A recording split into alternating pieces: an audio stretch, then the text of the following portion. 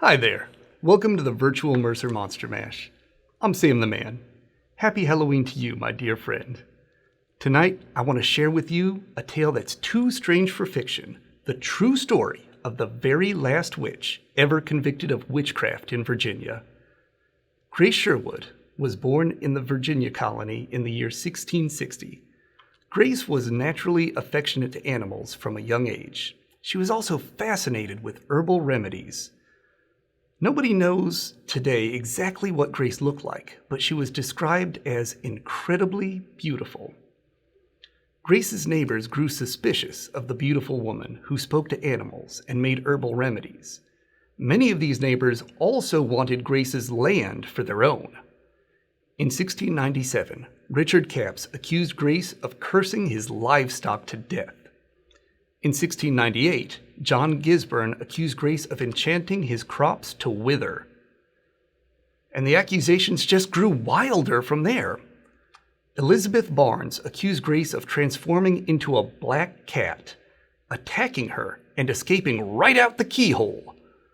Further accusations against Grace included casting spells, bewitching sailors, causing miscarriages, and even dancing with the devil himself.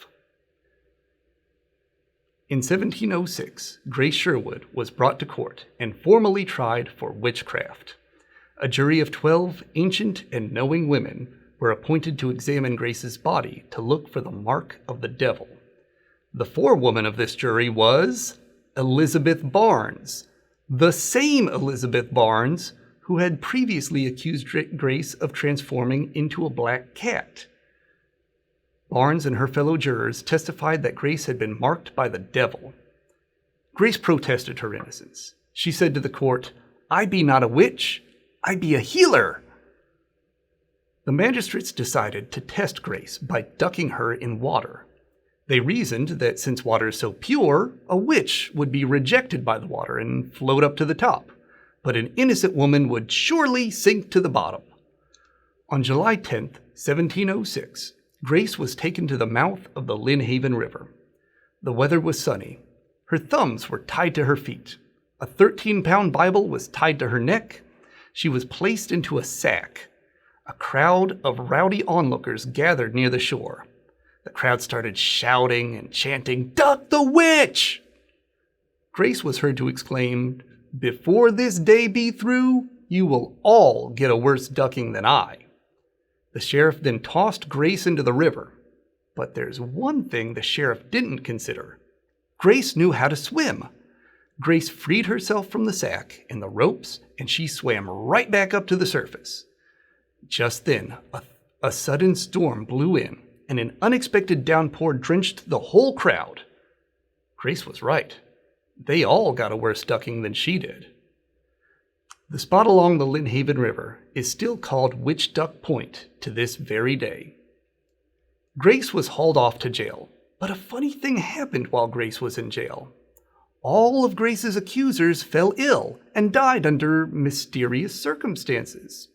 Must have been a coincidence, right? When the local magistrates also met his end, the authorities decided perhaps it was best to set Grace free. They never again convicted anyone of witchcraft in Virginia. Grace returned home. She reclaimed her land, and she lived to the age of 80 in peace and contentment. Local legend says that on the day Grace finally died, a strange wind blew down her chimney. Her body disappeared in the embers, and the only clue was cloven hoof prints. But that's probably just a legend, right? 300 years after Grace's conviction, the governor of Virginia pardoned Grace for the crime of witchcraft. Today, there are markers and statues in Grace's honor. Local residents near Witch Duck Point still report a strange, moving light near the spot where Grace was ducked in the water 300 years ago. Thanks so much for hearing the story of Grace Sherwood, the last convicted witch in the colony of Virginia. By the way, if you happen to see any little witches running around, be sure to give them an extra piece of candy for Grace. Happy Halloween, my friends.